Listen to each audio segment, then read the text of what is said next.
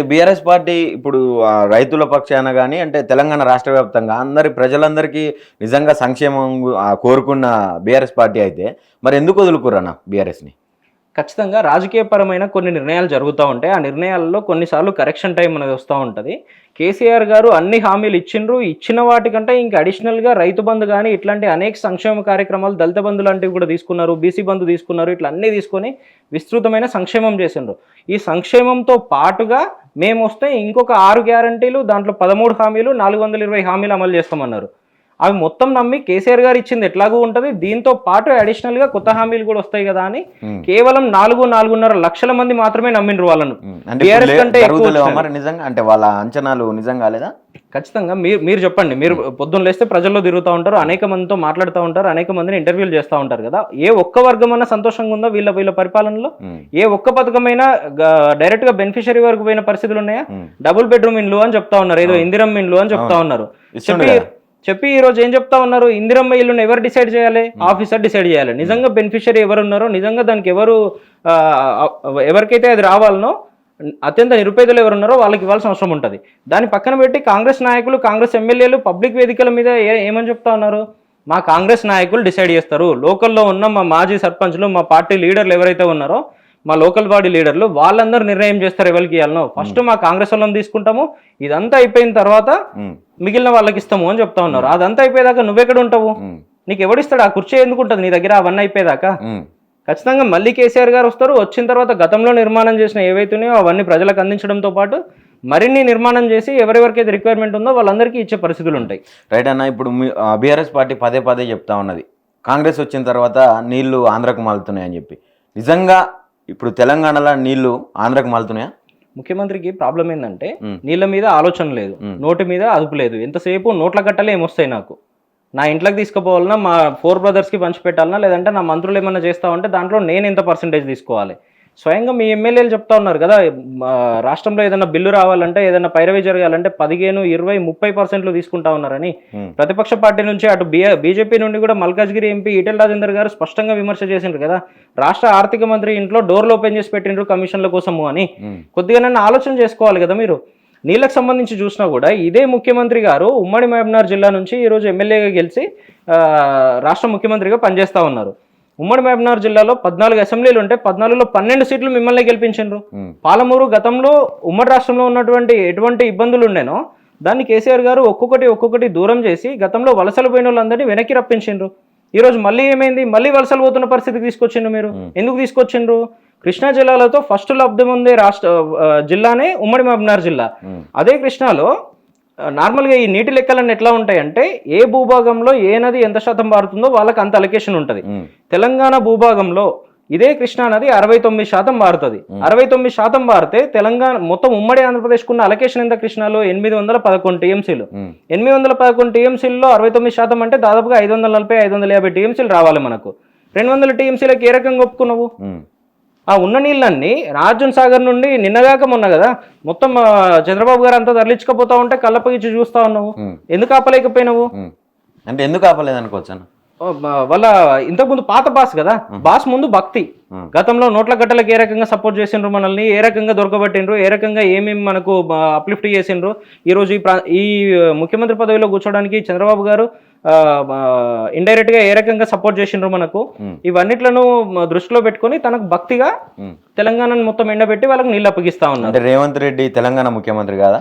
ఆ విషయం ఆయన ఒక్కసారి ఆలోచన చేసుకోవాలి కదా. తెలంగాణ ముఖ్యమంత్రి అయితే, తెలంగాణ ప్రజల మీద నీకు ప్రేమ ఉంటే, తెలంగాణ మీద మమకారం ఉంటే, తెలంగాణకున్న నీళ్లను, తెలంగాణకు రావాల్సిన నీళ్లను ఆంధ్ర వాళ్ళు తరలించకపోతా ఉంటే కళ్ళప్పకి చే రకంగా చూస్తా ఉన్నారు. మొత్తం డెడ్ స్టోరేజ్కి వచ్చినాయి కదా ప్రాజెక్టులు. ఈ రోజు పీక్ సమ్మర్ రానేలేదు, ఇంకా ఏప్రిల్ రాలేదు, మే రాలేదు, కేవలం ఫిబ్రవరిలో నీళ్ళని అడగంటున్న పరిస్థితులు చూసినాం. భూగర్భ జలాలు లోపలికి పోయిన పరిస్థితి చూసినాము. చెరువులు, రిజర్వాయర్లు మొత్తం ఎండిపోతున్న పరిస్థితులు చూసినాము. మే ఫస్ట్ వీక్ లో హైదరాబాద్ నగరంలో చూస్తే ఆల్రెడీ మొత్తం ట్యాంకర్ లైన్లే కనబడతా ఉన్నాయి. చాలా స్పష్టంగా రిపోర్ట్లు చెప్తున్న విషయం ఏంది, గత సంవత్సరంతో పోలిస్తే ఈ సంవత్సరం 64-65% ట్యాంకర్ల రేటు పెరిగింది అని చెప్తా ఉన్నారు. అన్ని ట్యాంకర్లు ఈ రోజే ఎందుకు తిరుగుతా ఉన్నాయి? రేపు పొద్దున ఏప్రిల్లో నీళ్ళు ఏ రకంగా ఇస్తారు, మేలో ఏ రకంగా ఇస్తారు? రాష్ట్రం మొత్తం పంటలన్నీ పొట్టకొచ్చిన పరిస్థితి ఉన్నాయి కదా. ఈ రోజుకు నువ్వు రైతులకు కావాల్సిన రుణమాఫీ చేయవు, ఈ రోజుకు దుక్కి దున్నినాడు ఇవ్వాల్సిన రైతు బంధును ఈ రోజు దాకా ఇవ్వలేదు కదా. ఇంకో నెల రోజులైతే పంటలు కోసే పరిస్థితి వచ్చింది. వాళ్ళకు పెట్టుబడి సాయం అందియవు నువ్వు, వాళ్ళకి కావాల్సిన దుక్కి మందు కానీ యూరియా కానీ ఇవన్నీ అందించే పరిస్థితులు లేవు. ఈ రోజు నీళ్ళు అందించే పరిస్థితి కూడా లేదు. గతంలో కేసీఆర్ గారు బయటకు వచ్చి కొట్లాడిండ్రు కదా, గత మార్చిలో కూడా ఇదే రకంగా నీళ్ళు ఇవ్వకపోతే కేసీఆర్ గారు వచ్చిన తర్వాత కదా నువ్వు రాష్ట్రం మొత్తం నీళ్ళు ఇచ్చింది. కేసీఆర్ గారు ప్రశ్నించిన తర్వాత కదా. ఈ రోజు ఎందుకు ఇవ్వలేకపోతా ఉన్నావు? గతంలో కేసీఆర్ గారి ప్రభుత్వము మొత్తం తెలంగాణకు నీళ్ళు ఏ రకంగా ఇచ్చింది? పీక్ సమ్మర్లో కూడా, ఫుల్ సమ్మర్లో ఏప్రిల్లో, మేలో, జూన్లో కూడా చెరువులన్నీ మత్తలు దుంకిన పరిస్థితులు ఏ రకంగా ఉన్నాయి?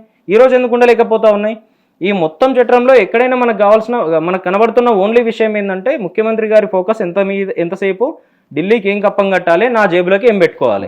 ఇవి రెండు తప్పితే ప్రజలకు ఏం చేయాలి, తెలంగాణకి ఏం చేయాలి, రాష్ట్రాన్ని ఏ రకంగా అప్లిఫ్ట్ చేయాలి, దేశం మొత్తంలో నెంబర్ 1 స్థాయిలో ఎట్లా ఉంచాలి, దీని మీద ఎక్కడా ఆలోచన లేదు. ఎంతసేపు నాకేంది, మా బ్రదర్స్కి ఏంది, నాకేంది, మా పార్టీకి ఏంది, నాకేంది, మా అగ్రనాయకత్వానికి ఏంది, నా కుర్చీ ఏ రకంగా కాపాడుకోవాలి, రేపు పొద్దున ఇంకొకడు కుర్చీ లాగడానికి ఆలోచన చేస్తే నేను దాన్ని ఎట్లా ఓవర్కమ్ చేయాలి, వీటి మీదనే ఆలోచన తప్పితే ఎంతసేపు రాష్ట్రం మీద అసలు ఆలోచనే లేదు, సోయలేదు, రాష్ట్రం మీద ప్రేమనే లేదు. ఒక పాలమూరు బిడ్డ సీఎం అయితే బీఆర్ఎస్ పార్టీ ఓర్వట్లేదు. ఓర్వలేకుండా ఏం చేసింది? బురద జల్లే ప్రయత్నం చేస్తుంది. ఏం బురద జల్లింది? సీఎం ని మేనేజ్ చేస్తుంది. ఎక్కడ మేనేజ్ చేస్తుంది? నీకు ఎంతసేపు లేని ఆలోచన ఏంటంటే నీకు రాష్ట్రంలో ఏం చేయాలనో తెలుస్తలేదు. నీ మాట నీ మంత్రులు వింటలేరు, నీ ఎమ్మెల్యేలు వింటలేరు కదా, వింటలేరు అని నువ్వే చెప్తా ఉన్నావు. నిన్నగాక మొన్న నీ కింద పనిచేసిన ఆఫీసర్లందరూ రాష్ట్రంలో ఉన్న ముఖ్యమంత్రి కానీ డిపార్ట్మెంట్కి సంబంధించిన మంత్రి కానీ ఎవరికి ఇన్ఫర్మేషన్ లేకుండా పక్క దేశాలకు విదేశాలకు టూర్ల కోసం పోయిండ్రు. నీ రాష్ట్రంలో ఏం జరుగుతుంది నీకు తెలియదు, నీ ఆఫీసర్లు ఏం తెలియదు, తెలియకుండానే పోయిండ్రు కదా. 7 మంది ఆఫీసర్లు ఐఎఫ్ఎస్ ఆఫీసర్లు ఏ రకంగా పోయిండ్రు పక్క రాష్ట్రాలకు, పక్క దేశాలకు, కెన్యా పోయిండ్రు, టాంజానియా పోయిండ్రు, ఇవన్నీ విస్తృతంగా తిరుగుతా ఉన్నారు వాళ్ళు పర్సనల్ టూర్లలో. ఇక్కడ పాలన మొత్తం పక్కన పెట్టేసిండ్రు. నిన్నగాక మొన్న నువ్వే ప్రెస్ మీట్ పెట్టి ఏం చెప్తా ఉన్నావు? నన్ను విలన్ని చేస్తా ఉన్నారు అని చెప్తా ఉన్నావు. నిన్ను విలన్ని ఎందుకు చేస్తా ఉంటారు? నువ్వు విధ్వంసం చేస్తున్నావు కాబట్టి విలన్ని చేస్తా ఉన్నారు. హీరోయిజం ఎప్పుడు వస్తుంది నీకు? నువ్వు నిజంగా ప్రజల సంక్షేమము, ప్రజల అభివృద్ధి కోసం ఆలోచన చేస్తే హీరోని చేస్తారు. గతంలో కేసీఆర్ గారు సంక్షేమం అభివృద్ధి చేసిండ్రు కాబట్టి తనను హీరో అన్నారు. తెలంగాణకు సంబంధించిన తెలంగాణ బాపుగా చూసిండ్రు. తెలంగాణను ఏ రకంగా అప్లిఫ్ట్ చేసిండ్రు, ఎన్ని అవార్డులు వచ్చినాయి. ఈవెన్ కేంద్ర ప్రభుత్వం కూడా ఏ అవార్డు ఇవ్వాలన్నా కూడా టాప్ 10 కేటగిరీలు ఇస్తే 10లో 7, 8 తెలంగాణనే ఉండేది. టాప్ 7, 8 పొజిషన్ల వరకు ఏ పొజిషన్ చూసినా కూడా దేశం మొత్తంలో 10 ఉత్తమ గ్రామ పంచాయతీలను సెలెక్ట్ చేస్తే తెలంగాణ రాష్ట్రం నుంచి 8, 9 ఉండేది. మన సిద్దిపేట ఉంది కదా, మన సిరిసిల్ల ఉంది కదా, మన తెలంగాణ ఉంది కదా, మన పాలమూరు, మన నల్గొండ ఉన్నాయి కదా. మరి ఈ రోజు ఎందుకు ఉండలేకపోతా ఉన్నాయి? గతంలో వచ్చిన నీళ్లు ఈ రోజు ఎందుకు రాలేకపోతా ఉన్నాయి? గతంలో వచ్చిన కరెంటు ఈ రోజు ఎందుకు రాలేకపోతా ఉంది? గతంలో జనరేట్ అయిన రెవెన్యూ ఈ రోజు ఎందుకు రాలేకపోతా ఉంది? గతంలో తీసుకొచ్చిన అప్పులకి మనం ఎక్కడ కూడా ఇబ్బంది పడకపోతుండే. చిన్న అప్పులు తీసుకొస్తేనే 1,00,000 కోట్లు, ఒక్కొక్క సంవత్సరానికి 1,00,000 కోట్లు అప్పు చేసిండ్రు. మొత్తంగా 7.5-8 లక్షల కోట్లు అని చెప్పిండ్రు. ఈ రోజు ఎందుకు లేదు మరి ఆ పరిస్థితి? ఈ రోజు మీరు 1,50,000 కోట్లు తీసుకొచ్చిండ్రు. రాష్ట్ర బడ్జెట్ దాదాపుగా 2,91,000 కోట్లు ప్లస్ మీరు తెచ్చింది 1,50,000 కోట్ల అప్పు. మొత్తం కలిపితే 4.5 లక్షల కోట్లు ఎవరి జేబుల్లోకి పోయినాయి? ఒక పథకం తీసుకున్నావా? పోనీ నువ్వు ఇచ్చిన 6 గ్యారంటీలు అమలు చేసినావా? ఇందిరమ్మ పేరుతో అనేక హామీలు ఇచ్చినావు కదా. ఇందిరమ్మ పేరుతో అనేక హామీలు ఇచ్చి అధికారంలోకి వచ్చిన తర్వాత నువ్వు అమలు చేసిన ఏకైక పథకం ఏంది? ఇందిరమ్మ ఇండ్లు కూల్చే పథకం, హైడ్రా. పొద్దున్న లేస్తే ఎవరి ఇల్లు ఉంటుందో తెలియదు, ఎవరి ఇల్లు కూలిపోతుందో తెలియదు. మీరే పర్మిషన్ ఇచ్చిన ఇళ్ళను కూడా మీరే కూలుస్తున్న పరిస్థితులు ఉన్నాయి. ఈరోజు ఎవరి కోసం నువ్వు పనిచేసినావు? ఏ వర్గం కోసం పనిచేసినావు? నీ జిల్లా కోసం పనిచేసింది లేదు, రాష్ట్రం కోసం పనిచేసింది లేదు. రాష్ట్ర రాజధాని హైదరాబాద్లో హత్యలు జరుగుతుంటే దాన్ని ప్రశ్నించిన పరిస్థితి, దాన్ని ఓవర్కమ్ చేసిన పరిస్థితి లేదు. ప్రతిపక్ష పార్టీ చాలా బాధ్యతతో ప్రతి విషయంలో నిన్ను అలర్ట్ చేస్తానే ఉంది. నీళ్లు మొత్తం ఒడిసి పట్టండి, రిజర్వాయర్లన్నీ, చెరువులన్నీ నింపి పెట్టండి, రేపు పొద్దున ఎండాకాలంలో ఇబ్బంది అవుతుంది, పంటలకు నీళ్లు సరిపోవు అని దాదాపు 3-4 నెలల నుంచి మొత్తుకొని చెప్తా ఉన్నారు కదా మా నాయకులంతా. మా హరీష్ గారు కానివ్వండి, మా కేటీఆర్ గారు కానివ్వండి. ఎందుకు నింపలేదు నువ్వు? మల్లన్న సాగర్ ఎందుకు నింపలేదు? కొండపోచమ్మ ఎందుకు నింపలేదు? రంగనాయక సాగర్ ఫుల్ కెపాసిటీ 3 TMCలు ఎందుకు పెట్టలేదు నువ్వు? కేవలం కేసీఆర్ గారి వైఫల్యం కింద చూపించాలి, కాళేశ్వరం కొట్టుకుపోయిందని చూపించాలని ఈ రోజు రాష్ట్రం మొత్తాన్ని పడవబడే పరిస్థితికి తీసుకొచ్చినావు. ఇదంతా నీ వైఫల్యం కాదా? ఒకటే సంవత్సరంలో ఏదన్నా ప్రభుత్వానికి ఒక 3 సంవత్సరాలు 4 సంవత్సరాల తర్వాత కొంత నెగటివ్ సిచ్యువేషన్ వచ్చే పరిస్థితి ఉంటుంది. అధికారంలోకి వచ్చిన తర్వాత 2వ నెల 3వ నెలలోనే స్టార్ట్ అయింది నీకు. ఈ రోజు ఒక 14-15 నెలలు, సంవత్సరంన్నర కూడా కాలేదు. ఇంత పీక్ స్టేజ్కి ఎందుకు పోయింది నీ మీద నెగిటివిటీ? కేవలం దానికి అంతటికీ కారణం నువ్వే కదా. నీకు దేని మీద నాలెడ్జ్ ఉందా అని అంటే అది ఒక్కటే, దాని మీద కమిషన్లు ఎట్లా తీసుకోవాలి దాని మీద మాత్రమే నాలెడ్జ్ ఉంది. ఇంకా దేని మీద ఉంది? రాష్ట్ర జాగ్రఫీ తెలుసా? రాష్ట్ర హిస్టరీ తెలుసా? ఏం జరిగింది తెలుసా? తెలంగాణ ఉద్యమం చేసినావు నువ్వు, తెలంగాణ బాధల్లో ఏంటంటే భాగమైన ఉన్నాను. ఎందుకు తెలంగాణ కోసం రేవంత్ రెడ్డి కుటుంబం కూడా చాలా త్యాగం చేసింది, కానీ మేము చెప్పుకోలేదు, మీడియాలో చూపెట్టుకోలేదు అని చెప్తున్నారు కదా పదే పదే. అయితే కుటుంబము త్యాగం చేసిందని చెప్తూ ఈ రోజు కమిషన్లు కుటుంబం తీసుకుంటా ఉంది. ఆ రోజు స్వయంగా రేవంత్ రెడ్డి గారు ఉద్యమం చేస్తున్న వాళ్ళ మీద ఇదే సిద్దిపేట ప్రాంతంలో కదా రైఫిల్ పట్టుకొని పోయింది. ఆ రోజు నుండి ఉద్యమకారులంతా ఆయనకు పెట్టుకున్న ముద్దు పేరేంది, ఇదే రైఫిల్ రెడ్డి అని కదా.